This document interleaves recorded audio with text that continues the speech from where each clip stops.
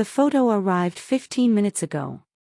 In it, Derek's lips were pressed against a stranger's neck. I could see the tiny mole at the corner of his eye, the onyx cufflinks on his sleeves catching the dim hotel corridor light.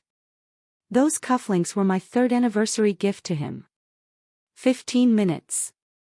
I sat on the sofa, phone clutched in my hand, my chest hollowed out as if someone had punched a hole straight through it. But I didn't cry. I was thinking about something else, the day I lost our baby last year. Derek took a 40-minute phone call in the hospital corridor. 40 minutes. Later I found out that during those 40 minutes, he transferred $1,200 to this same woman with a note that read, "Buy yourself a bag, baby. Don't miss me too much." 40 minutes. I was drenched in cold sweat, doubled over in pain, and he stood outside the door, frowning, his lips moving. I saw his expression through the gap and felt guilty, because I thought I was dragging him away from work. That's what being lied to does to you. You don't even know who you should be hurting for. My phone buzzed again. Same number. One line, "Your husband's real love isn't you." I stared at those words for a long time. Then I turned the phone face down, stood up, walked to the study, and pulled out the old phone he'd tossed in the drawer. The screen was cracked. But it worked. And his cloud account was still logged in. His chat logs, transfer receipts, hotel pins, 2 a.m. video calls with her, everything he thought he'd hidden so perfectly, laid bare before me like a diary with its cover torn off. He called her Princess. She called him D. They had a place at Ridgewood Manor, registered under his company name. He sent her money on our wedding anniversary. He bought her a bag 3 days after I lost our baby. And threaded through every message, he kept telling her one thing, over and over. I stopped loving Nora a long time ago. I sat on the floor. The crack on the phone screen ran straight through that line, splitting the name Nora in two. I stared at it for 10 seconds. Then I walked to the kitchen and poured myself a glass of cold water. My hand was steady. Not a drop spilled. I drank it, went back to the study, backed up everything onto a hard drive, and locked it in the safe. From that moment on, I was no longer his wife. I was his reckoning. Nora sat on the sofa, her phone clutched in her hand, the image on the screen burning into her retinas like a branding iron. The photo was crystal clear, clear enough that she could see the small mole at the corner of Derek's eye, clear enough to make out the burgundy nail polish on the woman's fingers as they curled over his shoulder, catching the dim hotel corridor light in a slick, greasy sheen. Derek was wearing the dark blue shirt she had ironed for him that morning, the silk tie she'd picked up on her business trip to Boston last month, the onyx cufflinks she'd given him for their 3rd anniversary. And now every last thing she had chosen with care was wrapped around this man's body, pressed against a stranger's. The photo had arrived 15 minutes ago from an unknown number, accompanied by a single line, "Your husband's real love isn't you." Nora stared at those words until the screen dimmed and brightened again. Then she moved, just barely. The corner of her mouth twitched upward, but it wasn't a smile. It was something colder, a kind of frost spreading beneath her skin, freezing her features in place. She turned the phone face down on the cushion and walked to the coffee table. The living room was warm with central heating. On the table sat a crystal frame holding their wedding photo. She was in a mermaid-cut gown, hair swept up, neck long and elegant, her smile soft and luminous. Derek stood behind her, his chin resting on the crown of her head, arms encircling her waist, his eyes fixed on the camera with what looked like devotion. Nora picked up the frame and looked at it for 2 seconds. Then she gently lowered it, face down, onto the glass tabletop. The frame met the surface with a soft, muffled thud, so quiet it barely registered. She didn't cry. 20 minutes since she'd seen that photo, and not a single tear had fallen. Her eyes were dry, her throat tight, but her tear ducts seemed to have been switched off. It wasn't that she didn't feel pain, it was that something sharper than pain had bulldozed every other emotion out of the way. A humiliating, bone-deep violation crept up from the marrow of her bones like ivy, coiling around her chest, her stomach, her throat, squeezing until she thought she might be sick. She'd known something was off with Derek lately. Coming home later and later. Changing his phone password. Stepping onto the balcony to take calls, his back slightly hunched, voice barely above a murmur. She'd asked twice, and both times he'd laughed and ruffled her hair, called her paranoid, said the company was in the middle of a huge deal, $8 million in funding from Crestpoint Capital, and he was swamped. She'd believed him.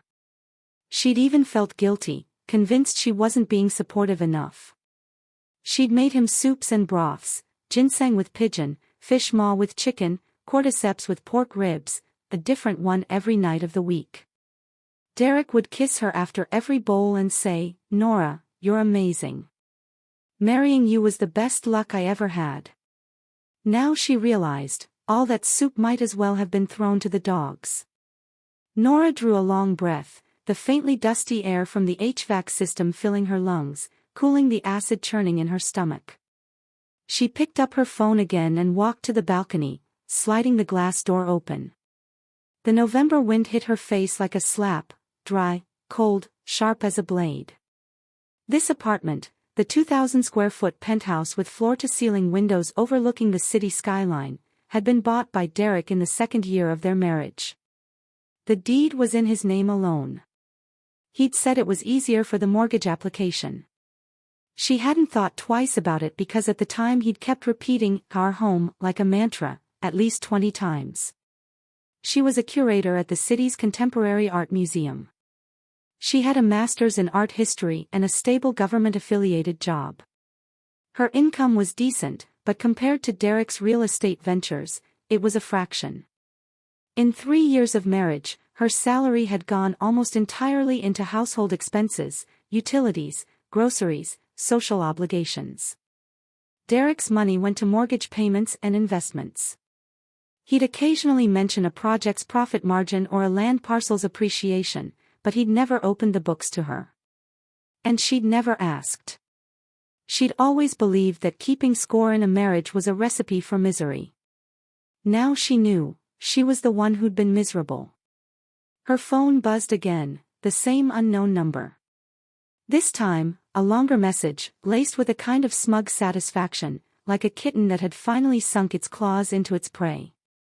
"Nora, I know you probably don't want to hear from me, but I can't keep quiet anymore. Derek and I have been together for almost 2 years. He says he only stays with you out of obligation. I'm the one he really loves. I don't want to be the hidden woman anymore. Can you let us go? I know it's hard, but dragging it out only makes it worse, right? 2 years. Nora's knuckles whitened around the phone, her nails digging into her palm. She and Derek had been married for 3 years. This woman claimed they'd been together for almost 2. Meaning while Nora was still basking in the glow of a new marriage, while she was clumsily learning to make his favorite braised pork and sweet and sour ribs, spending entire afternoons picking out curtains and throw pillows at IKEA, leaving the warm yellow hall light on for him every late night, Derek had already been holding someone else in his arms. She thought about the miscarriage last year. The morning she'd started bleeding, the terrible dragging weight in her lower belly, the cold sweat. Derek drove her to the ER.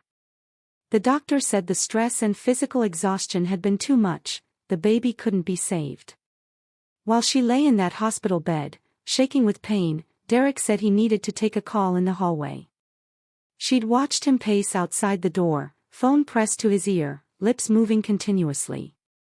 She'd seen his furrowed brow through the gap and assumed it was work, some crisis at the office, and she'd felt guilty for dragging him away from his responsibilities. That call lasted 40 minutes. Later, when she'd pulled his cloud records, she found out that during those 40 minutes, Derek had transferred $1,200 to Selena with a note that read, "Buy yourself a bag, baby. Don't miss me too much." Nora closed her eyes. When she opened them, the storm inside had been forcibly subdued, leaving only a thin, cold light in her pupils. She'd been raised to believe that problem-solving mattered more than emotional outbursts. When she was 12 and her parents divorced, her mother had cried all night in the living room, but Nora had sat in her bedroom quietly organizing their school records and household registration forms. The next morning, she'd handed her mother a neatly sorted file of everything she'd need. Nora was never the kind of woman who fell apart on the floor waiting for someone to pick her up. She wouldn't reply to that message. When she confronted Selena, it would be on her own terms, in her own time and place. She walked back to the study and opened the bottom drawer of the desk. Derek had gotten a new phone last month and tossed his old Huawei into this drawer because the screen was cracked and he couldn't be bothered to fix it. Nora found a charger and plugged it in. The screen lit up, fractures spiderwebbing across the display, but it worked, and it automatically connected to the home Wi-Fi. Derek had forgotten all about it. Or maybe he simply hadn't cared. There was a carelessness in him that came from being coddled too long, a conviction that his wife was a soft, docile rabbit who, even if she smelled something wrong, would only ask with red-rimmed eyes, "Don't you love me anymore?" and then let herself be soothed. Derek had once told Nora that her greatest virtue was that she was reasonable and never made a fuss. Those words now felt like 2 slaps across her own face. Nora sat in the desk chair, placed the old phone on the table, and began to work. She spent nearly 2 hours piecing together Derek's hidden life like a shattered jigsaw puzzle, pulling each fragment down from the cloud. His cloud backup had no secondary password, the old phone was still logged in. All his photo albums, chat histories, memos, bank notification texts, everything was laid bare before her. The woman's name was Selena. 26, 8 years younger than Derek. Pretty, with an oval face, big eyes, a style that straddled the line between fresh-faced and saccharine sweet. Her social media was a parade of afternoon tea selfies, designer bags, and captions like, "Today's also a day of being spoiled." She worked as a planner at an ad agency that did business with Derek's company. They'd connected 2 years ago through a real estate marketing campaign. Their chat history started with, "Nice to meet you, Mr. Chan," and, "Please take a look at the proposal," but by the 3rd month it had become, "You looked so handsome in that gray suit today." By the 5th month, Derek had sent her a kiss emoji. From there, it was a downhill slide into explicit territory, a flood of pet names and confessions that made Nora's stomach turn. Derek called Selena his little princess, she called him D. Their exchanges were littered with hotel locations, rose emojis, transfer receipts, and late-night video calls, Selena pouting into the camera saying, "Can't sleep, miss you," Derek in his bathrobe replying, "Once this project wraps, I'll come straight to you." But what cut deepest weren't the graphic exchanges. It was the way Derek talked about Nora in those messages, casually, without a shred of guilt, like he was discussing a piece of furniture he was tired of. "Nora's been moody lately, might be getting suspicious. Let's keep a low profile for a few days, don't give her anything to find. Relax. The house, the cars, the savings, they're all in my name. Even if she makes a scene, she can't touch them. She's too timid to cause real trouble anyway. I married her because my family was pushing. She's got good credentials, a decent job, but you're the one who actually gets me. With her, it's just stagnation. I stopped loving her a long time ago. It's pure obligation now. Once this project stabilizes and the cash flow is solid, I'll end it." Each line was like a thin scalpel sliding into the softest part of Nora's chest, so precise that it barely drew blood. She sat on the study floor, the cracked screen of Derek's old phone bisecting the line, "I stopped loving her a long time ago." The fracture split the word, her, in two, a cruel prophecy. Nora stared at the screen for maybe 10 seconds.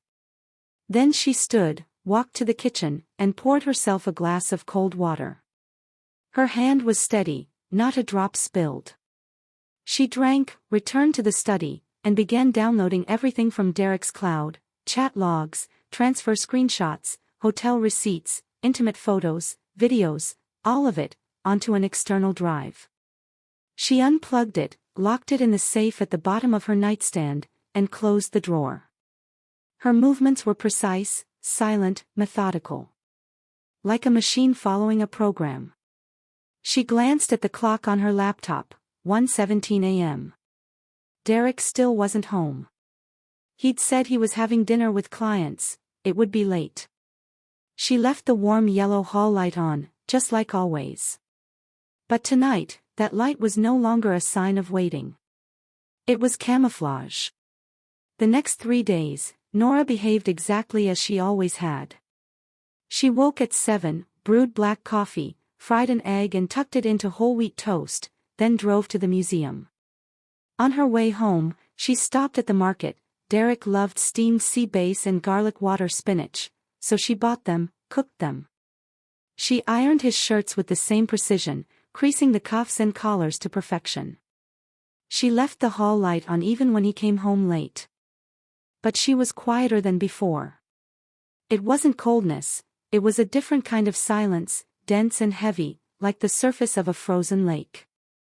Still on top, churning underneath. Derek didn't notice much, his mind was consumed by the commercial complex project and the $8 million Crest Point investment. He was home for dinner maybe once in the week. Thursday night, he walked in before 10 for the first time in a while, shedding his coat in the foyer, wrapping his arms around her from behind, his chin settling into the crook of her neck, warm breath tickling her ear. "You seem distracted lately. Work getting to you?" Nora was tidying magazines and remotes on the coffee table. She paused for just a fraction of a second, then leaned back into his chest. "No. Just sorting some things out." "What things?" His fingers toyed with the ends of her hair, his tone casual. She turned her head, letting a faint smile curl the corner of her mouth. "Things I never really understood before." She didn't wait for him to press further. She walked upstairs, her pace unhurried, slippers padding softly against the hardwood. Behind her, Derek yawned and pulled out his phone, heading toward the balcony, a gesture she knew by heart. It was his "call Selena" ritual. Nora paused at the top of the stairs, her back to the balcony, and listened to the soft slide of the glass door closing. The smile on her face slowly flattened into a straight, hard line. From that Thursday night on, she was in full layout mode. Friday afternoon, she took a half-day off and drove to 3 different banks. She printed out all 3 years' worth of her salary account statements, every single deposit, withdrawal, and transfer made to the household. She sat in the bank lobby for an hour and a half, using a ballpoint pen to circle and categorize entries, household expenses, personal spending, shared purchases. She'd minored in law in college, and her museum job had trained her to organize information with surgical precision. Then she went to the property records office. Armed with her marriage certificate and ID, she pulled Derek's entire real estate portfolio, the penthouse bought after their marriage, a small 2-bedroom his parents had given him before they wed, and a luxury property in an upscale development called Ridgewood Manor. She'd never heard of this last one. It was registered under Derek's company name, purchased in March of last year. March of last year. That was when Derek had brought home a floor plan, all excited, pointing at it and saying, "Someday we'll move into this one, separate walk-in closet, home theater, and the study has a river view you've always wanted." She'd leaned against him and said yes. And all along, that apartment had been occupied by someone else. Nora took a photo of the record and saved it in an encrypted folder on her phone. Her face remained expressionless the entire time. On her way out, she even thanked the clerk who held the door for her. At 4, she went to the notary's office. She had her bank statements, receipts for major household purchases, refrigerator, washing machine, sofa, curtains, everything bought during the marriage, and proof that she'd sold her premarital studio apartment and transferred the proceeds to Derek's company account notarized. That studio, a small 40-square-meter place in the old part of town, had been bought by her parents with their life savings. She'd sold it for $40,000 to support Derek's business when he was just starting out. He'd said the company's shares would include her. She'd believed him, never even asked for a written agreement. Now the shareholder registry showed only Derek and his cousin Jason. Jason, whose mother was Derek's aunt, was a puppet shareholder. He probably didn't even know where the company's front door was. Nora tucked the notarized documents into her bag, her fingers pressing lightly against the paper envelope, as if saying goodbye to the woman she'd been 3 years ago.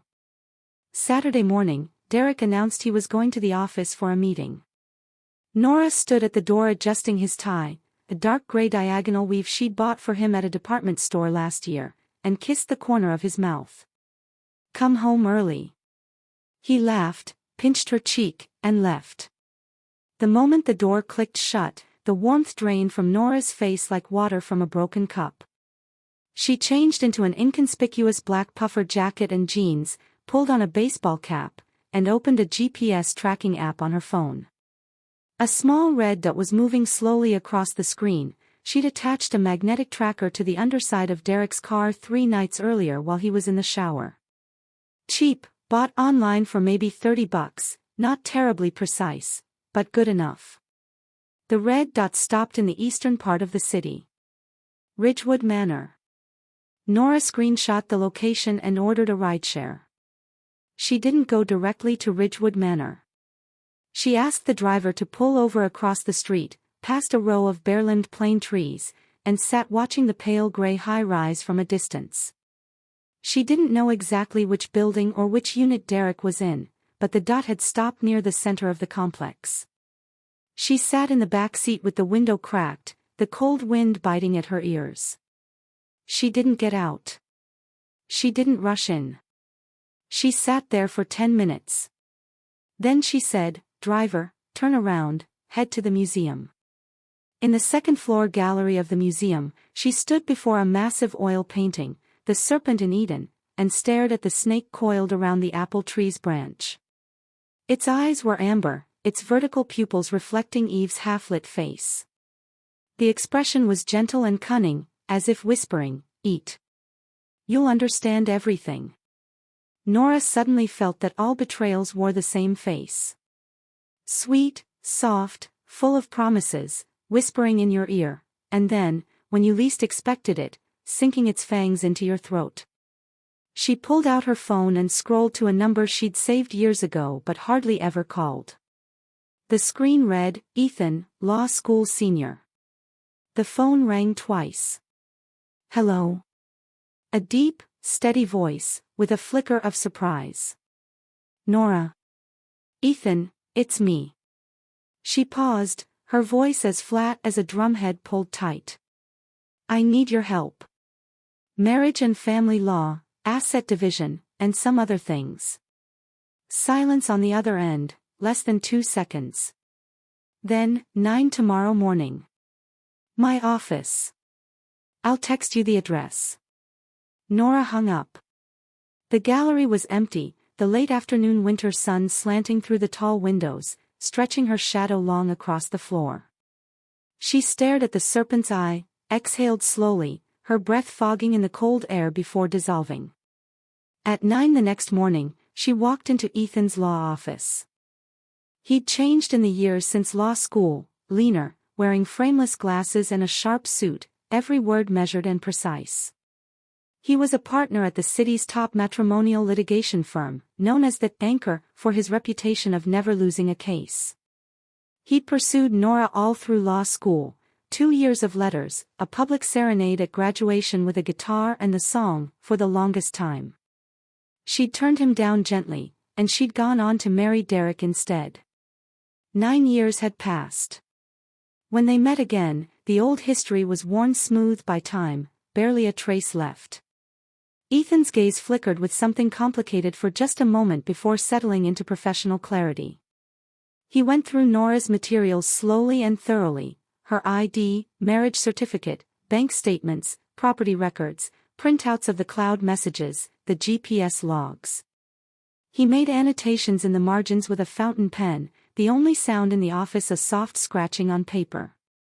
After about 40 minutes, He closed the folder, took off his glasses, and rubbed the bridge of his nose. All these materials, you obtained them legally. The old phone was his, he left it in a drawer. The cloud account was still logged in. I didn't crack any passwords. The GPS tracker was on the undercarriage of a car parked in a public lot, that's not a legal entry. And the property records came through the official records office with my marriage certificate and ID. She answered smoothly, as if she'd rehearsed these questions 100 times. Ethan's mouth twitched, not quite a smile, but something close to recognition. You're still you. Derek's asset concealment isn't sophisticated. That penthouse, bought during the marriage, in his name, is marital property. You have a claim. The Ridgewood property is trickier since it's under his company name, but the $40,000 you contributed as seed money is your lever. If we can prove it was your capital input, you'll have standing to claim a share of the company's appreciation. He tapped a figure on the transfer records, $15,000, over 17 separate transfers to the third party. Clear misuse of marital assets. We can claim full recovery.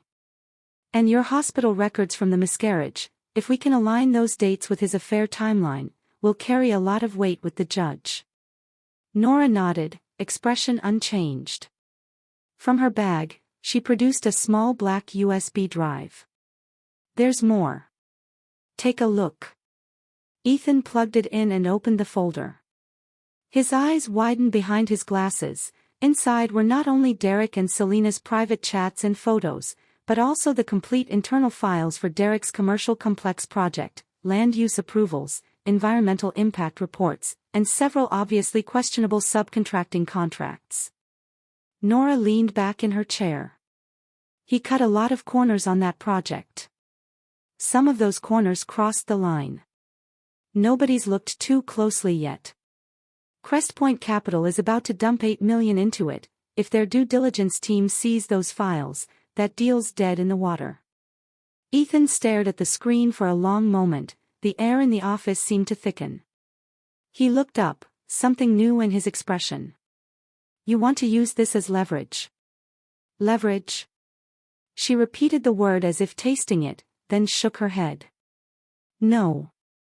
This is the firewood for a clean sweep. I don't just want a divorce settlement. I want him finished in this industry. She said it softly, like she was deciding what to order for lunch. But the look in her eyes reminded Ethan of the plaintiffs he'd seen in court, not the ones driven by rage and tears, but the ones who treated vengeance as a geometry problem, solved with precision. He was quiet for a few seconds.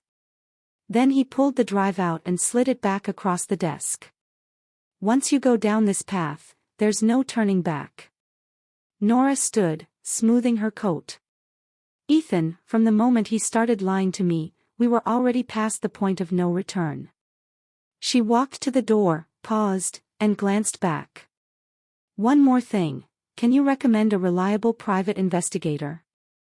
Someone licensed and above board. Ethan watched her profile, the winter light carving sharp lines along her jaw, splitting her expression into light and shadow. His professional instincts told him this woman was more dangerous than anyone Derek had ever faced. I'll send you a name tomorrow. She nodded and closed the door behind her. Her heels clicked down the marble corridor in a steady, unhurried rhythm, fading, gone. The next 2 weeks, Nora moved like a clockwork mechanism. The investigator Ethan recommended was a former law enforcement officer in his 40s named Marcus.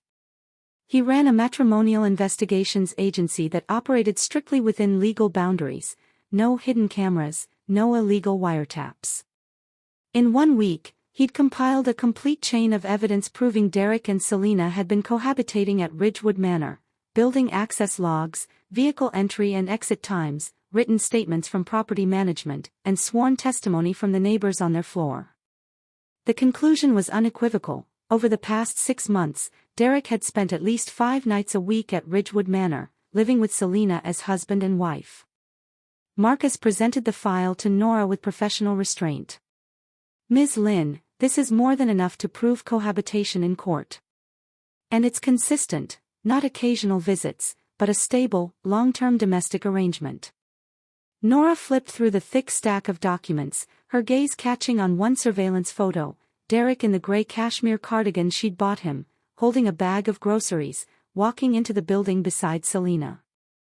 Selena had her arm hooked through his, her head tilted against his shoulder, her smile wide and bright and unself-conscious. Like a cat preening in sunlight. Nora turned the page. Meanwhile, she was busy on her own end. She'd transferred her premarital savings to her mother's account. She'd liquidated her mutual funds and annuities and moved the proceeds to independent accounts. Her salary account was in her own name and Derek had never interfered with it, one small advantage. She'd also made another trip to the notary to authenticate receipts for all joint household expenses from the past 3 years, renovation invoices, appliance purchases, travel payments, all of it. Every move had been rehearsed in her mind. Ethan's firm provided legal cover, Marcus laid the groundwork, she orchestrated from the center, efficient as a production line. And Derek never suspected a thing. He went about his projects, whining and dining investors, sending Selena late-night texts with, "Miss you, baby," and occasionally bringing Nora flowers or a box of macarons when he came home early. She'd accept them with the right smile, say, "Thanks, honey," then turn around and put the flowers in a vase and the macarons in the fridge. The distance between those flowers and the $1,200 bag Selena had received was now perfectly clear to Nora. Before, she'd chosen not to see it. On the second Wednesday of December, Nora called Selena's office line. She used a business pretext, a fake exhibition sponsorship, and the receptionist transferred her without hesitation. "Hello, Selena here." The voice was brisk, sweetened with a young woman's confidence. "Ms. Lynn, this is Nora. Derek's wife." Nora's tone was measured, unhurried, like she was reading from a script she'd prepared long ago. "Tomorrow at 3. The Blue Whale Cafe on Central Avenue. Let's meet." A 2-second pause. Then Selena laughed, short and self-assured, like a kitten's exploratory snarl. "Nora, you finally reached out. 3 tomorrow. I'll be there." She'd drawn out the Nora with a subtle arch of superiority, a small, deliberate assertion of dominance. As if the very name implied that the first wife was yesterday's news, and she was today's. Nora hung up and slid the phone into her bag. She went back to organizing the files she was bringing to Ethan's office the next day. Her fingers passed over Selena's laugh like it was nothing, just another piece of data she'd process later. The next day, 2:55 p.m. The Blue Whale Cafe occupied the 3rd floor of a renovated warehouse building. A wall of west-facing windows let in the winter afternoon sun, warming the dark walnut tables to a faint, oily glow. Selena was already seated by the window, a perfectly frothed latte in front of her, scrolling idly through her phone. She wore a cream cashmere coat over a blush pink sweater, her makeup flawless, mascara separating every lash, a glossy sheen on her lips. She looked like a candy apple dipped in sugar. When Nora pushed through the door, Selena looked up, and their eyes met across the room. For a fraction of a second, something in Selena's expression flickered. Nora was wearing a black turtleneck and a charcoal wool coat, her dark hair pulled back in a clean, low ponytail, her makeup minimal, just groomed brows and a matte lipstick in dusty rose. She wasn't dressed to compete, wasn't trying to outshine. She just stood there, cool and still, and her presence seemed to push the warm cafe air aside like a wall. Nora walked to the table without a word, draped her coat over the chair, sat down, and said to the server, "Black coffee, hot, no sugar." Then she turned to Selena, a gaze of pure assessment, like a curator examining a piece on the wall. "Ms. Lynn. You know who I am." Selena set her phone face down on the table and leaned back, a small smile curving her lips. "Nora, you finally came. I've been waiting for this day for so long." That, Nora, again, sweeter now, almost sticky, like fruit candy melting on the tongue. Nora didn't bite. Instead, she tilted her head, as if studying an interesting object. You sound like you've been looking forward to this. Selena lifted her latte and took a sip, setting the cup down with a light clink. Nora, I don't want to hurt you. But feelings are complicated, aren't they? Derek says he's only with you out of obligation. With me, it's real. He's told me so many times that once his current project settles down, he'd explain everything to you. Since you already know now, why not just let you have him? Nora finished the sentence for her, her voice deceptively soft, like she was coaxing a child to unfold a piece of candy wrapping. Selena blinked her big eyes, her expression saying, "See, you understand. You're a smart woman, Nora. You can't force love." Nora didn't reply immediately. Her coffee arrived, she took a sip, letting the bitterness settle on her tongue. She set the cup down with a quiet tap against the saucer. The sound was small, but Selena's smile faltered by a hair. "Ms. Lin, you're 26. Selena blinked, caught off guard. "Yes. Planner for about 4 years. Currently making around 50,000 a year." Selena's smile stiffened, but she recovered quickly, lifting her chin a fraction. "You've done your homework. But honestly, that doesn't matter to me. Derek said he'd take care of me. He said." Nora repeated the words slowly, savoring them like a strange-flavored candy. "He says a lot of things. He told me we'd have a grand wedding, then we cut the budget from 60,000 to 20, and our honeymoon was a week at a budget hotel in Florida. He said I'd have a stake in his company, then I found out the shareholders are just him and his cousin. He said this apartment was our home, then he put the deed in his name alone. Of course, since it was bought during the marriage, I can claim half. But I don't think he ever mentioned that little legal fact to you." She reached into her bag and produced a manila folder, unspooling the twine with slow, deliberate care. She spread the contents across the table like setting out napkins. "This is a full accounting of every asset Derek owns that I can trace. That Ridgewood place, it's in his company's name, and his cousin owns half the shares. Derek doesn't have independent control over it. His company's liquid cash," she turned a page, "after deducting unpaid construction bills and bank loans, is less than 25,000. His personal savings, another page, less than 15,000. The rest is tied up in the project, and he can't touch it alone." Selena's eyes slowly widened. She looked down, her fingers fumbling with the papers, her gaze darting between numbers. The foam on her latte had started to separate, but she didn't notice. "And the money he sends you every month," Nora pulled out another sheet, "that's almost 60% of his disposable income after household expenses. Ms. Lin, have you ever done the math? He's 40, his company's debt-to-asset ratio is over 60%, the only project that could save him is about to collapse because of compliance issues. Exactly what kind of good life are you talking about?" Selena's lips parted, the glossy sheen still there, but the color underneath was draining. You're lying. Derek said Crestpoint is about to invest $8 million. $8 million. Nora repeated the number with a faint smile, cold as ice water. "Ms. Lin, guess how I know Crestpoint is investing $8 million? Because I read the term sheet in Derek's cloud drive. That old phone he threw in the drawer, still logged in. Everything in it, your chats, his contracts, those regulatory shortcuts he took, it's all there."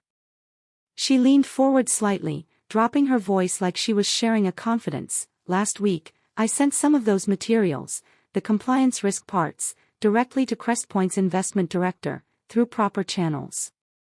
Ms. Lin, do you really think that $8 million is still on the table?" All the color drained from Selena's face.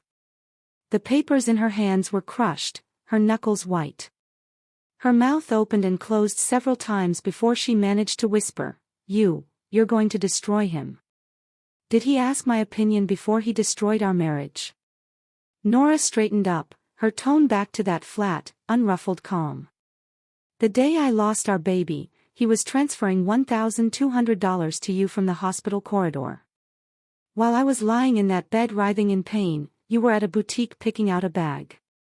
You've been sleeping with a married man for 2 years, and today you sit here asking me to let you have him. On what grounds?" The air in the cafe suddenly felt heavy. 2 women at the next table had stopped their conversation, their ears visibly tilted. Selena's eyes began to redden, not from guilt, not from shame, but from the panicked realization that the castle she'd built on sand was dissolving beneath her. He said he was going to leave you." Her voice cracked, the sugar coating peeling off in sheets. "He said he loved me. He said he loved me too."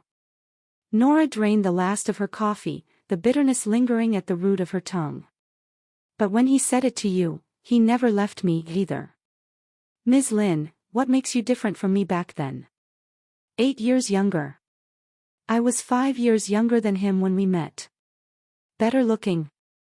I was on every most beautiful list in college. Better connection. I spent 5 years holding his life together, handling all the household details, walking him through the hardest days of his startup. My $40,000 gave him his start. And then he turned around and told someone else he'd stopped loving me." Nora stood, pulling 3 $20 bills from her wallet and pressing them beneath her coffee cup. Her motions were fluid, unhurried, each one rehearsed. "Ms. Lynn, Derek's greatest talent is painting futures he can't deliver. To him, you're just something new. When you stop being new, there'll be another you. Right now, all you see are his sweet words and bank transfers. Today, I've shown you his balance sheet and his risk exposure. A man with over 60% debt, a project on regulatory life support, and a career about to be torched. Do you really think he'll make you happy?" She picked up her coat and turned toward the door. At the threshold, she stopped, looking back over her shoulder. Selena was slumped in her chair, the crushed papers scattered around her, her eyes red-rimmed and empty, not with grief, but with the hollow terror of a bet gone wrong. "Ms. Lynn. Take care of yourself." She walked out into the winter sunlight. It flooded over her the moment she stepped through the door, soft and warm. She stood on the sidewalk for a moment, tilted her face up, and drew a deep breath. The cold air flushed through her lungs, sweeping away the weight she'd carried all these days. She walked slowly along the street, passing a baby boutique where the window displayed rows of pale blue baby clothes and plush toys, soft as cotton clouds.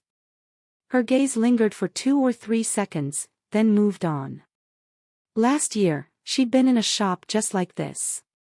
Her belly had barely begun to show, but her heart was already full to bursting with a soft, endless anticipation.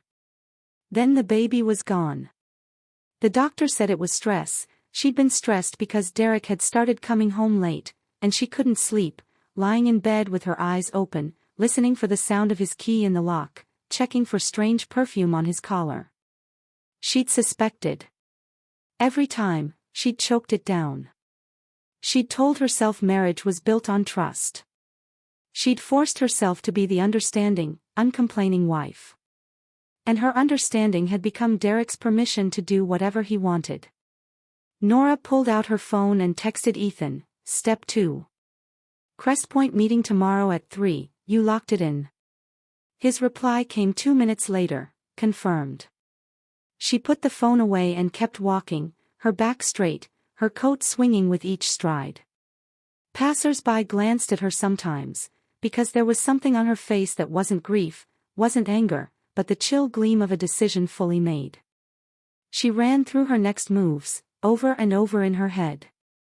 Selena had been the first piece, not a piece she wanted to break, just one she wanted to crack, just enough. Crest Point was the real knife.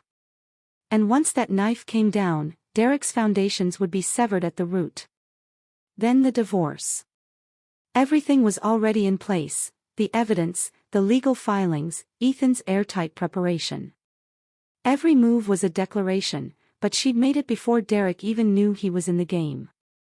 She turned a corner into a stationery store and bought a new fountain pen and a dark blue notebook. She planned to write everything down, not to record her feelings, but to create a chronological record of every critical moment. She'd always kept paper trails. It was a habit that had saved her more than once. At the register, the shopkeeper smiled. "You look better than you did last time, dear. Something good happening?" Nora took her change. "You could say that." "Almost there." She stepped out into the winter afternoon, the pen warm in her palm. She thought, when this is all over, she'll go to Iceland, see the northern lights, stand on the black sand beach with its obsidian pebbles polished by the sea, get far enough away that she could leave all of this behind. But first, the final moves. Wednesday, 3 p.m. Nora sat in the conference room on the 19th floor of Crestpoint Capital. Opposite her was Victor Hayes, the investment director, 42 years old, a Wharton MBA, nearly 2 decades in the industry. He was known for merciless due diligence and decisiveness. In his navy bespoke suit, silver watch chain just visible at his cuff, clean-shaven and sharp-eyed, he radiated a no-nonsense precision. Nora slid a black folder across the walnut conference table, her finger pressing lightly on its edge.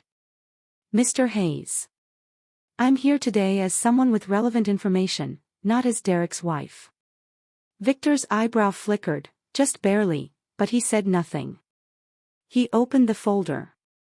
The first page was a table of contents, clean, organized, numbered. Behind it, a thick stack of supporting materials, land approval filings, environmental impact discrepancies, a series of suspicious project fund transfers.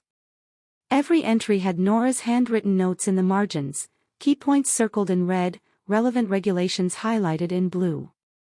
Victor flipped through for about 10 minutes, his expression growing more grave with each page. At one point, his fingers stopped on a red-circled item, tracing it twice. He closed the folder and looked up at her, his gaze sharp and analytical, trying to read the architecture beneath her presence. "Ms. Lynn. Where did you get these materials?" Nora clasped her hands on the table, relaxed, unhurried. "Derek is my husband. We shared some cloud storage devices. These files were synced to a shared account inadvertently. When I found them, I felt the issues were significant enough that I couldn't withhold them." She and Ethan had rehearsed this exact phrasing. The cloud was a shared marital device. She hadn't breached any passwords or used any invasive methods. The legal footing was solid. Victor was silent for a moment. Then he leaned back, hands crossed over his stomach, a posture that was more open, but also more appraising. "Let me ask you plainly, Ms. Lynn, what's your ultimate goal here?" She met his gaze, her smile faint and formal. "Mr. Hayes, I'm a law-abiding citizen. When I discover regulatory violations, I think I have an obligation to share them with the relevant parties." It was perfectly worded, flawlessly neutral. Victor had seen enough in his career to read between the lines, his gaze grew more layered, more knowing. He didn't press. He said the compliance team would verify the materials, and if they checked out, Crestpoint would reassess the project's risk. At the door, Victor added, "Ms. Lynn, your organization here is first-rate. Clear chain of evidence, logical presentation. Better than half the due diligence submissions I see from professionals." She glanced back with a small smile. "Thank you, Mr. Hayes. I'm a curator by trade. I handle documents all day." She stepped out of the glass tower into the winter sun, gold light spilling over the pavement. Ethan's car was idling at the curb, the passenger window rolled down. She folded herself into the seat and pulled the door shut with a solid thump. He handed her a black coffee, her standard, no sugar, no cream. "How'd it go?" Victor Hayes didn't commit to anything, but when he got to the environmental report, his fingers stopped. His shoulders tightened maybe a third of a degree.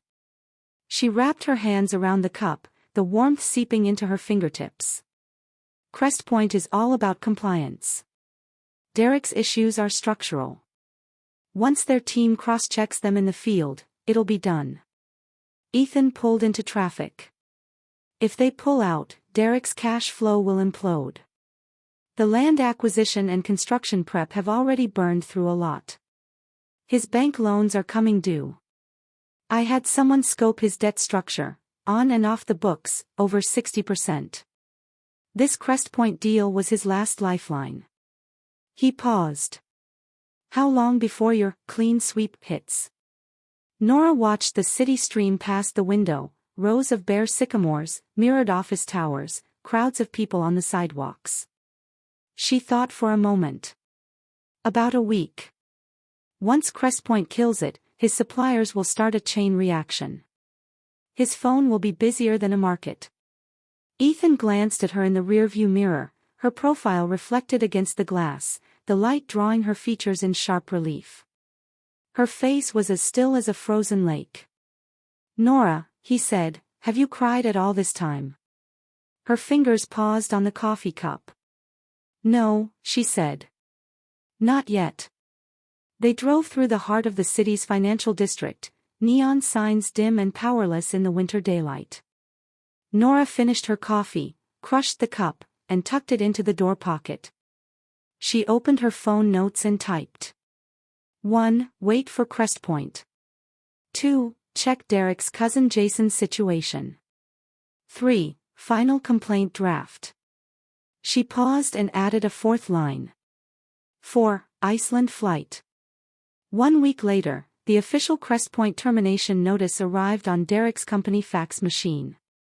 The wording was polite but unyielding. After compliance review, the commercial complex project had been found to have regulatory deficiencies that fell short of Crestpoint's investment standards. The partnership was terminated, effective immediately. Derek received the news in a staff meeting.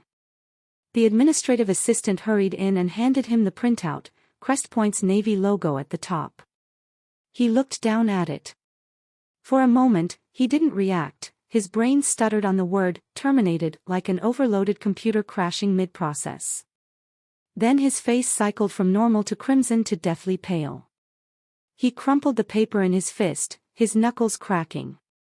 After the meeting, he locked himself in his office. A heavy crash echoed through the door. The janitor later found a shattered porcelain teacup in 3 pieces on the floor. Derek sat in his office for a full hour, motionless. He called Crestpoint 17 times. The first 5 went unanswered. The 6th was forwarded to Victor Hayes's assistant, who politely said Mr. Hayes was in a meeting and would return his call. He never did. He sent 3 intermediaries to negotiate, all came back with the same answer. Crestpoint's decision was final. He began calling around the industry, desperately seeking another investor. But Crestpoint's withdrawal traveled faster than a flu. Within 48 hours, everyone in the sector knew that Derek's project had major compliance problems. In that world, nothing killed a deal faster than compliance. Not margins, not returns, legality. Nora learned about Crestpoint's decision on Saturday morning. Ethan forwarded her a news brief from a financial outlet mentioning an unnamed developer whose project had been dropped over regulatory issues. The details matched perfectly.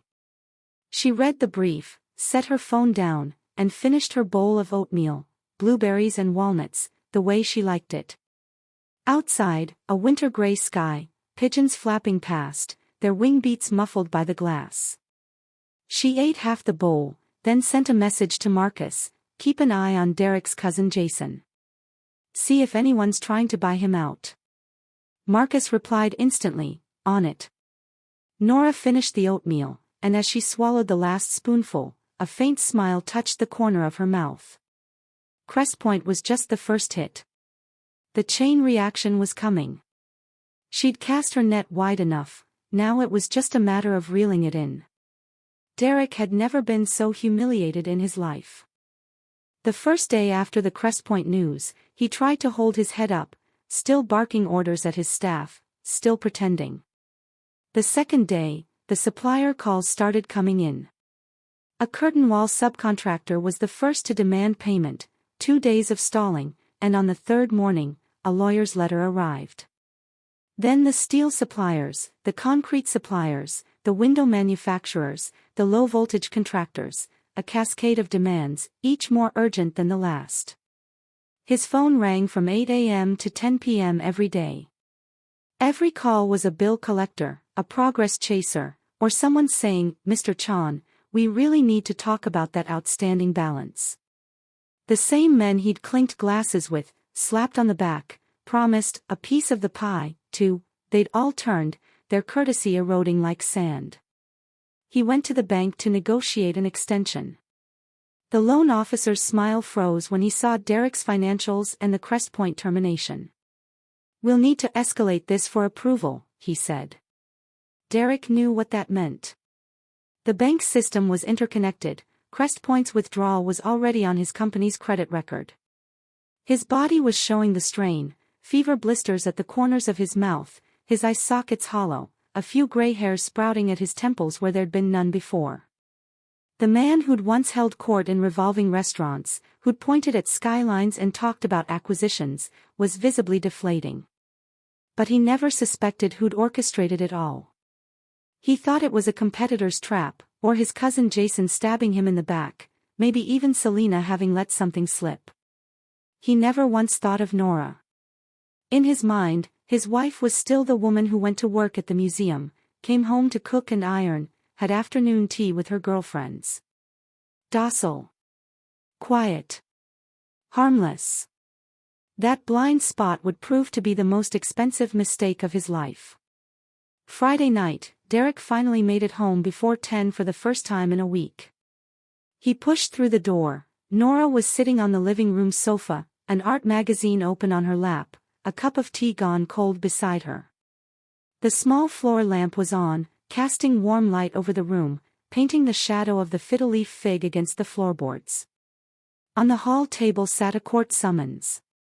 Pale yellow envelope, the court's red seal blazing like a drop of blood in the warm light.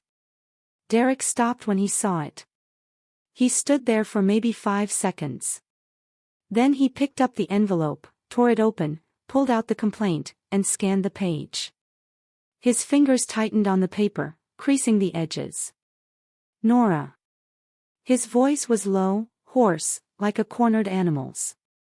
"What is this?" Nora looked up from her magazine, her gaze resting on him. "You read it. You know what it is." Derek crossed the room in 3 strides and slapped the papers onto the coffee table. The pages fluttered, catching the air, knocking a bookmark to the floor. "You had me investigated. Followed. You hired someone to take pictures of me. Nora, have you lost your mind?" His voice exploded through the living room, rattling the floor-to-ceiling windows. Nora didn't flinch. She closed her magazine, set it aside, and rose to her feet, meeting him eye to eye. "Derek. You've been living with Selena for 2 years. You transferred $15,000 to her. 3 days after I lost our baby, you were sending her money for a handbag. In your messages, you repeated over and over, 'I don't love her anymore.'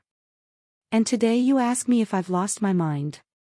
She said it all in the same flat tone, each syllable precise and clipped.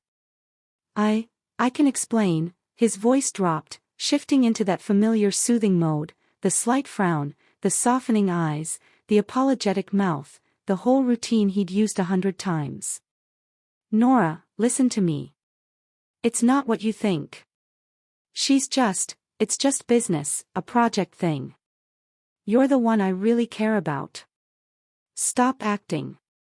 She cut him off, her tone as flat as a button being pressed. "Derek, I've been watching that performance for 5 years. You make that same exact face every time you do something wrong, the same frown, the same lip purse, even your Adam's apple moves the same way. Aren't you tired?" Derek froze, his expression caught mid-shift.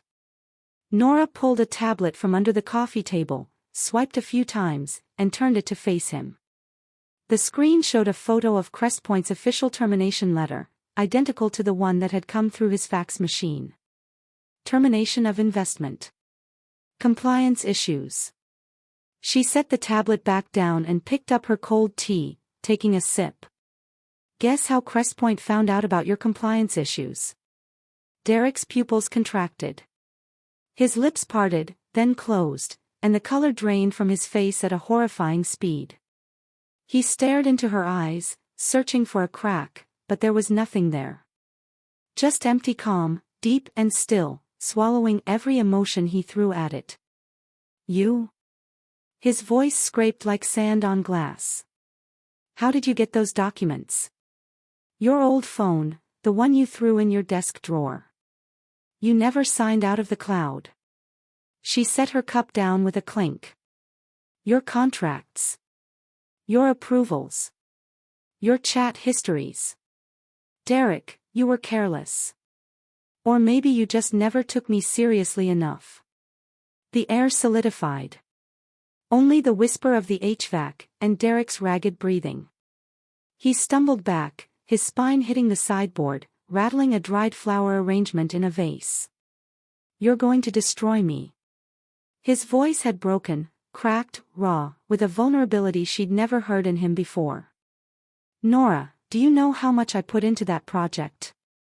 How many nights I stayed up, how many dinners I drank through to get where I am? You hand those documents out, you wreck me, what do you get out of it? Nora looked at him, the face that had once seemed so handsome, so full of confident masculinity, now twisted with rage and fear, the fine lines at his eyes like cracks in dry riverbed, stubble sprouting rough on his jaw. She looked for a long moment. Then she said, softly. When you wrecked my marriage, did you ask that question? She walked around the coffee table, stopping before him. She was shorter than him by a head, but the way she looked up at him was like a person looking down into a hole. The night I lost our baby, you were in the hospital corridor, transferring money to Selena for a handbag. Did you tell her I was miscarrying? Did you, for even 1 second, think that timing was wrong? Her voice finally cracked, just for a moment, like the first fissure in ice. You were with her for 2 years. You slept with her for 2 years. Every night you came home and kissed my forehead and said goodnight. Did you ever check your conscience? No. Because you don't have one. Derek stood against the sideboard, emptied, his lips trembling, unable to speak. Nora stepped back, her composure restored. Divorce court is in 2 days. Get a lawyer, or negotiate with me, it's your choice. But understand this, that Ridgewood property, every dollar you sent her, I'm taking it all back. She turned toward the bedroom. At the door, she paused and glanced back, her voice just above a whisper, and by the way, the Crestpoint thing was just the beginning. I haven't even sent those illegal contracts to the regulatory authorities yet. She didn't look back at his face. She walked into the bedroom and locked the door behind her, leaning against it for a moment, staring at the ceiling. Her eyes burned, but she blinked hard, forcing the heat away. She moved to the bed, sat down, and opened the dark blue notebook to a fresh page, writing. December 19th, evening. Confrontation. He had no countermove. She capped the pen, her hand trembling slightly. But she knew it wasn't fear, it wasn't grief either.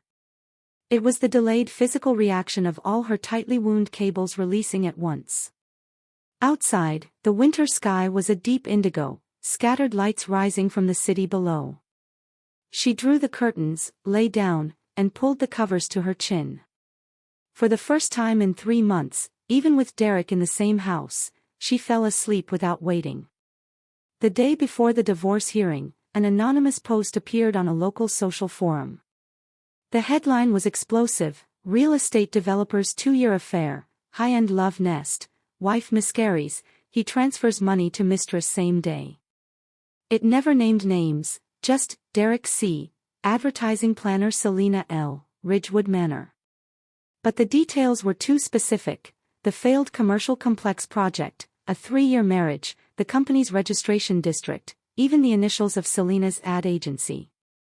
And there were photos, all taken from public areas, building entrances, parking garages, lobbies, elevator alcoves. Nothing invasive, all legally obtained. The images showed Derek and Selena walking in and out of the building together, grocery shopping, strolling through the residential gardens, Derek's hand on her shoulder, her head nestled against his arm. The intimacy was undeniable. No one could call them just friends. Nora saw the post while reviewing trial materials with Ethan. She turned her phone to him. "Did you do this?"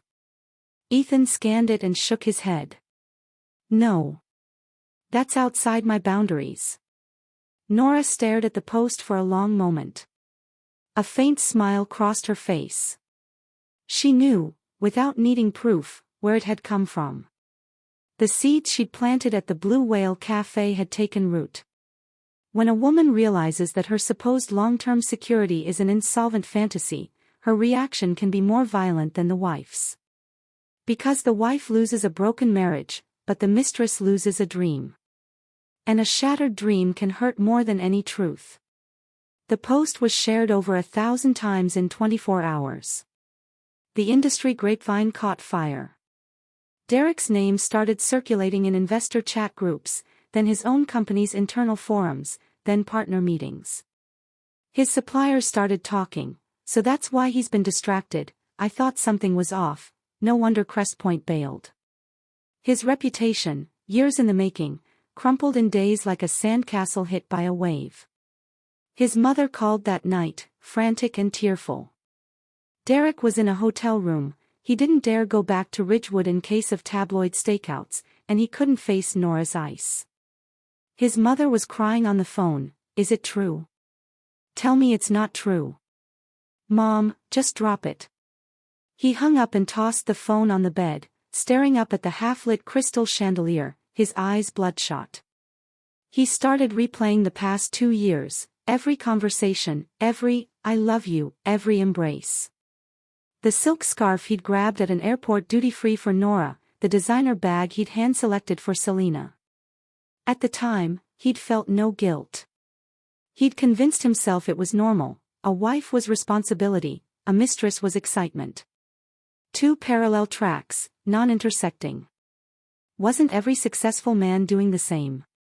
Now he realized he wasn't a juggler. The wire had worn thin beneath him, and Nora, the woman he'd thought would always stay below, gazing up at him, she'd pulled the first thread herself. That look in her eyes when she'd confronted him, it haunted him. It wasn't anger or hatred or hysteria. It was a total, detached assessment, like she was looking at a stranger who had ceased to matter. That look hollowed him out more than any slap. December 20th. Overcast, 28 degrees. The sycamores outside the municipal courthouse were bare, their branches scratching at the gray sky like charcoal sketches. Nora wore a charcoal wool skirt suit, a white silk blouse beneath, and black pumps, modest heels, but they still clicked sharp and clear against the courthouse steps.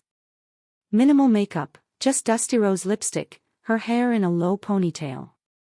Clean, sharp, untouchable. Ethan walked beside her, navy suit pressed to a razor's edge, carrying a black briefcase. He'd rehearsed every page 100 times. Derek arrived early. He stood at the bottom of the steps in a dark gray coat, collar turned up to hide half his jaw. He'd lost weight, his cheekbones jutted prominently, his eyes sunken, the fever blisters still visible at the corners of his mouth. He looked hollowed out and spent. When he saw Nora step out of the car, his eyes flickered, resentment, regret, a complex tangle of emotions, but no apology. He stepped toward her, lowering his voice, "Nora, you can still pull back. Let's sit down, talk. I'll give you a fair share, take what you want." Nora stopped. She turned her head and looked at him, just for an instant, brief as lightning. Then she said nothing, turned to Ethan and said simply, "Let's go in," and walked past him. Her heels clicked twice against the stone at his feet, 2 nails hammered into the boards. Derek stood frozen, his jaw twitching, his throat working, but no words came out. The trial began.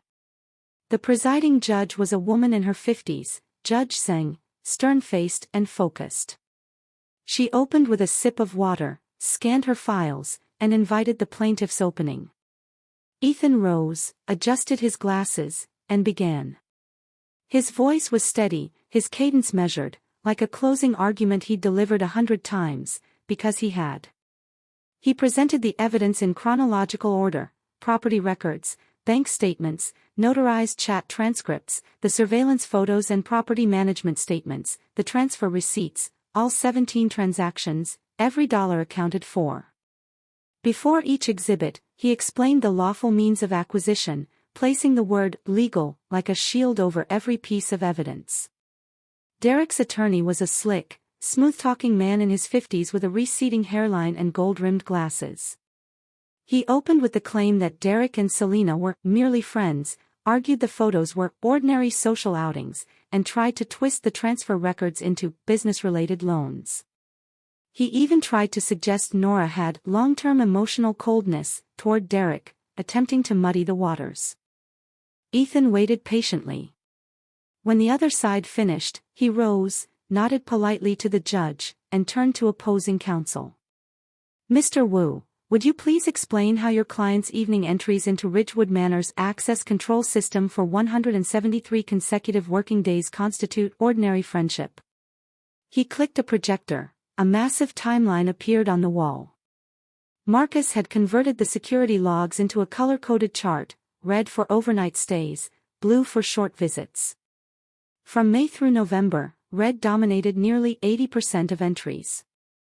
Mr. Wu's forehead began to glisten. He fumbled through his documents, but access logs were incontrovertible: original system data, notarized by property management. There was no defense. Ethan pressed on without a pause. He produced the hospital records from Nora's miscarriage, then Derek's transfer of $1,200 to Selena on the same date. "Your Honor," Ethan's voice dropped, taking on a heavy weight. While the plaintiff was hospitalized in physical distress, the defendant not only failed to provide care, he simultaneously transferred a significant portion of marital assets to a third party. This constitutes not only an infringement of marital property rights but a clear demonstration of subjective malice toward the marriage. Nora sat at the plaintiff's table, perfectly still, hands folded, nails clean.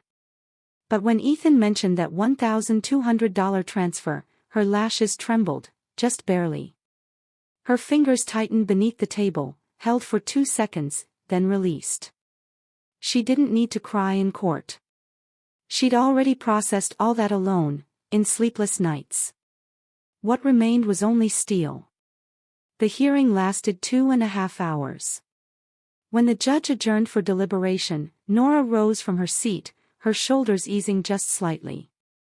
Derek approached from the defendant's side, dragging his feet, his face gray. As he passed her, his lips parted, but she didn't look at him. She walked with Ethan through the courtroom doors, the cold air hitting her face as they stepped outside. The winter wind stung her cheeks. Ethan draped his coat over her shoulders, and she turned to him, a small, genuine smile touching her lips, the first one she'd shown all day. "You did well in there. You prepared well." She pulled the coat tighter and let out a white breath into the cold air. "Now it's just waiting."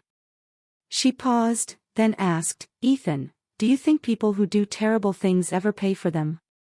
He considered it. "I think consequences aren't always handed down from above. Sometimes you plant a seed and it grows, and it expands, and it becomes something you can't carry. You just helped bring that chain of cause and effect to light." She was quiet for a moment. Then she said softly, "Yes." She walked a few steps and stood beneath the old sycamore outside the courthouse, looking up at the gray sky. The wind cut across her face, but inside her chest, her blood was still warm. She'd completed the chain herself. She'd peeled back every hidden truth and let the people who needed to see it. She'd done it without violence, without breaking the law, without becoming the hysterical woman they'd expected. She'd used facts as her weapon and the law as her shield, and she'd given the trap he'd set for her a gentle push, right where he'd left it weakest. In the distance, Derek's bent figure disappeared into the crowd, a single drop merging into a gray river. Nora looked away, opened the car door, and got in. As the door closed behind her, she felt every bone in her body realign, clicking, one by one, into place. The next half-month, Derek's life became a roller coaster with no brakes. The Crest Point collapse set off a chain reaction. Multiple suppliers jointly sued his company for unpaid bills and penalties. His bank extension was indefinitely stalled. In 2 weeks, his operating cash evaporated. The commercial complex sat abandoned, construction crews gone, only an empty foundation pit and rusted cranes left behind, like an unfinished skeleton of all his ambition. Rumors spread like wildfire: bankruptcy, blacklisting, fleeing the country. Truth and fiction merged, but they all pointed in one direction: he was finished. Jason was the first to jump. He'd been a name-only shareholder anyway, and he was desperate to distance himself. Within 2 weeks, he'd approached 3 buyers for his 50% stake. One of them was introduced through an Ethan intermediary, an offer just attractive enough to feel real without raising suspicion. Jason signed a letter of intent on a Friday and started making phone calls to Derek, his voice slippery with false sympathy. "Bro, my finances are tight too. Maybe we should split the shares separately." When Derek took that call, he was sitting in his near-empty office, watching the winter sun sink behind the towers across the skyline. A strange metallic taste rose at the back of his throat. He swallowed it down and said nothing. He never called Nora again. He understood now: that night he'd thrown his old phone in the drawer, that first night at Ridgewood, that first transfer, every step had been a step downhill. He'd just never noticed the slope. Early January, the ruling came down. Judge Seng accepted Ethan's full chain of evidence. Derek's cohabitation during the marriage was established. Nora was awarded 65% of the penthouse. Her years of documented household contributions had weighed heavily. The Ridgewood property was deemed partially marital, requiring Derek to compensate Nora for its value. And the $15,000 in third-party transfers was ordered fully returned. Selena would have to give back every cent. Derek was ordered to cover all legal costs. When Nora took the judgment from Ethan's hand, her fingers ran lightly along the paper's edge. She didn't read it all, just the key figures, and the words, "plaintiff's claims granted." She folded it into her bag, looked up at Ethan, and smiled, a full, complete smile, her eyes curving, her lashes just catching the light. "Ethan, I'm buying you dinner." They went to a small Japanese place in the old part of town, 8 tables, fresh ingredients, warm sake. Nora had 2 cups, a light flush rising in her cheeks. She ate her sea urchin, her grilled mackerel, her miso soup. Then she set down her chopsticks and let out a long breath. "You know, every night, I had the same dream. I was putting together a jigsaw puzzle. All the pieces were broken mirrors, each one reflecting a different face of his. It took me 3 months, but I finally finished." Ethan poured her another cup, and after, I realized the back of the puzzle said, "You should have seen this a long time ago." She sipped the sake, her eyes bright and clear like a rain-washed night. "I used to think it was my fault, that I wasn't giving enough, not warm enough, not interesting enough, so he had to go find it elsewhere. But you know what I realized, reading all those messages? Selena said the same things I said. Did you eat? Are you tired? How was your day?" Identical words. She set the cup down, her fingertip tapping lightly against the warm ceramic. "So it was never about me. He's just a void that nothing can fill." Ethan watched her, quiet, knowing she didn't need him to answer, just to listen. That night, Nora came home to a yellow hall light still burning. She'd forgotten to turn it off. The moment she opened the door, the warm glow washed over her. She hung her coat, changed her shoes, and stood in the middle of the living room. The crystal frame was still face down on the coffee table, exactly as she'd left it. She walked over, flipped it up, and looked at the photo behind the glass, her wedding smile, bright and gentle, Derek behind her, chin on her hair. She stared at it for 10 seconds. Then she opened the frame's back, pulled the photo out, and dropped it into the kitchen trash. She kept the frame itself. It was nice crystal, she could put another picture in it someday. She sat down on the sofa, opened her dark blue notebook, and wrote. Judgment came down today. Complete win. I didn't cry, didn't scream, didn't lose my composure in front of anyone. I put every ounce of energy into the blade and wasted none on cheap catharsis. I think this is the best I could have given myself at 32. She paused, her pen hovering. Then she added. Iceland flight is booked. Next month. Alone. She closed the notebook and leaned back into the cushions, her gaze drifting to the ceiling. The living room was quiet, only the soft hum of the HVAC, the distant glow of city lights spilling through the windows. Her hand rested on the notebook's cover, feeling the slight roughness of the blue cloth. And a very light, very quiet thought surfaced.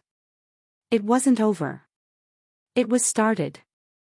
She pulled out her phone, opened the flight app, and confirmed her Reykjavik ticket.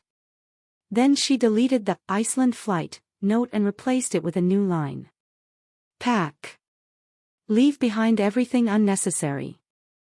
A night wind brushed past the balcony, gently nudging a hanging clothes rack, sending a soft metallic whisper through the glass. Nora closed her eyes, a faint smile on her lips, and slowly drifted off, right there on the sofa. In her dream, there were no more jigsaw pieces, no broken mirrors, no faces. Only a vast, endless white ice field and a river of northern lights, soundlessly flowing overhead.